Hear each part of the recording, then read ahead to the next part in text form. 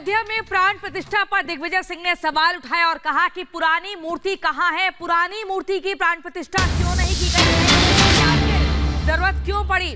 दिग्विजय सिंह ने यह भी कहा कि उन्हें किसी भी निमंत्रण की जरूरत नहीं है, उनके दिल में प्रभु श्री राम है। रामलला की पुरानी मूर्ति पर कहा कि नई मूर्ति की जरूरत क्यों पड़ी, पुरानी मूर्ति की प्राण प्रतिष्ठा क्यों नहीं की जा रही। दिग्विजय सिंह ने प्राण प्रतिष्ठा से पहले इस तरह के सवाल उठाए और सीधे तौर पर पुरानी मूर्ति का जिक्र करते हुए कहा कि आखिर नई मूर्ति की जरूरत क्यों पड़ी प्राण प्रतिष्ठा के लिए। देखिए, जहां 22 जनवरी का देश भर में इंतजार किया जा रहा है, अयोध्या में उत्सव का माहौल, वहीं दूसरी तरफ इस पर सियासत जारी है।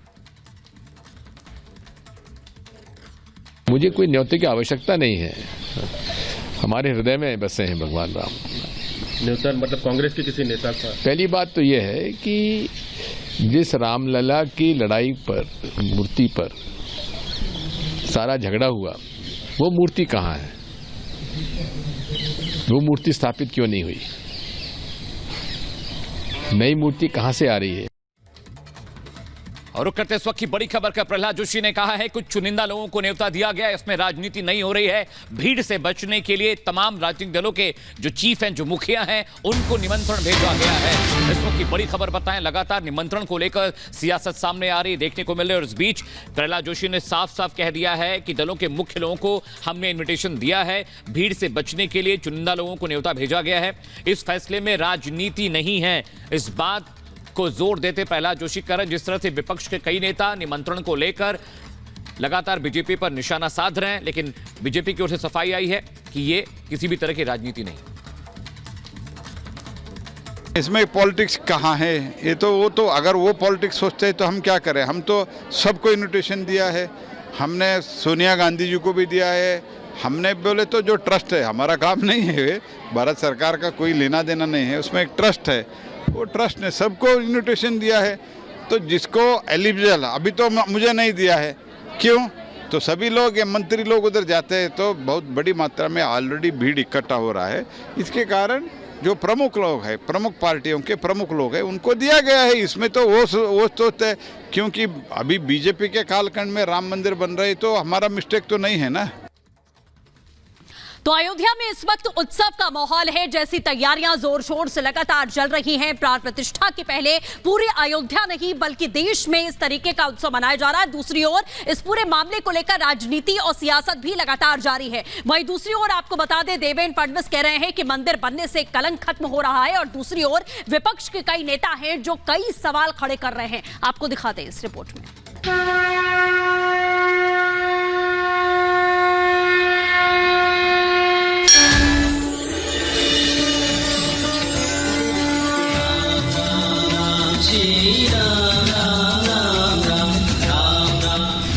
दिल में राम, जुबा पर राम, उत्सव का रंग और सज धज कर तैयार होती अयोध्या धाम। बस कुछ दिनों का इंतजार और 22 जनवरी को खत्म होगा भक्तजनों का इंतजार, जब प्रभु श्री राम अपने नए घर में विराजेंगे। पीएम मोदी के हाथों अयोध्या में रामलला की प्राण प्रतिष्ठा की तैयारी है।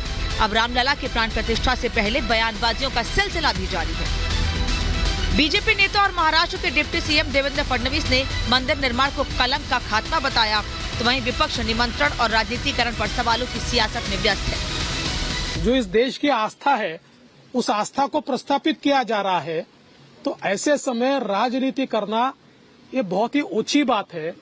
ये ऐसा समय है कि हम सारे मतभेदों को भुलाकर राम जी का नाम ले, राम जी को प्रणाम करें और पूरे देश को राममय बनाए। अरे भाई, आप डिप्टी चीफ मिनिस्टर हैं, आप संविधान के ऊपर, आइन के ऊपर ओथ लिए हैं, और आप एक जिस दिन डिमोलिशन हुआ था उसको आप कह रहे हैं कि बड़ा अच्छा काम हुआ।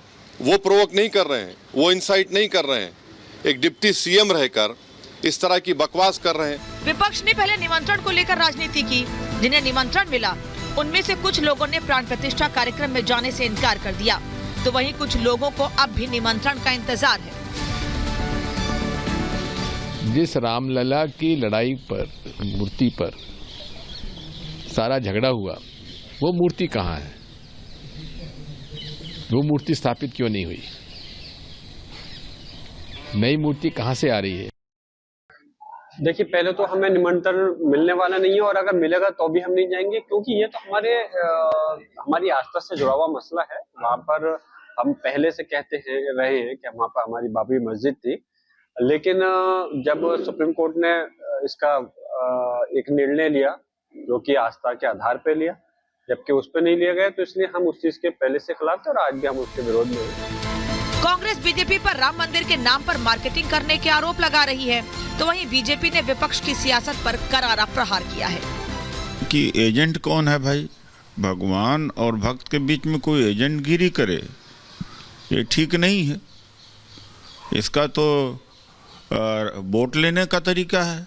अरे भव्य मंदिर बना, अच्छी बात है, और तमाम इंफ्रास्ट्रक्चर्स डेवलप हुए, हमें खुशी है, कांग्रेस पार्टी को भी खुशी है। लेकिन निमंत्रण देने वाले ये कौन होते हैं? इनके नाम से रजिस्ट्री हुई है क्या? और जो राजनीतिक दल और राजनीतिक नेता जो कल तक ये क्यास लगाते हुए प्रश्न खड़ा करते थे कि राम मंदिर तो बनाएंगे, तारीख नहीं बताएंगे, आज वो दिन भी आया है कि जब लोग निमंत्रण का इंतजार कर रहे हैं। इस बीच अयोध्या में प्राण प्रतिष्ठा कार्यक्रम से पहले तैयारियों को लेकर राम जन्मभूमि कार्यशाला में अहम बैठक हुई, जिसमें ट्रस्ट के महासचिव समेत तमाम सदस्यों ने हिस्सा लिया। मेहमानों की सुरक्षा और मास्टर प्लान को लेकर भी बैठक में चर्चा की गई, जिसमें वरिष्ठ प्रशासनिक अधिकारियों ने भी हिस्सा लिया। वहीं प्राण प्रतिष्ठा से पहले पीएम मोदी ने राम नगरी को साफ सुथरा बनाने का संकल्प लिया। इसे लेकर उन्होंने इंस्टाग्राम पर एक वीडियो साझा करके देशवासियों से अयोध्या को सबसे स्वच्छ शहर बनाने की अपील की है। ये स्वच्छ अयोध्या, ये अयोध्या वासियों की जिम्मेदारी। उत्तर प्रदेश सरकार ने प्राण प्रतिष्ठा के मौके पर खास तैयारियां की हैं। 10 जनवरी तक सभी तैयारियां पूरी। 4 जनवरी से एयरपोर्ट सेवा नियमित। 1000 ट्रेन अयोध्या के लिए तैयार। अयोध्या के लिए 3 हेलीकॉप्टर सेवा। सभी मंदिरों में अखंड रामायण पाठ। मकर संक्रांति से मंदिरों की सफाई। रजिस्टर्ड कलाकार करेंगे रामलीला।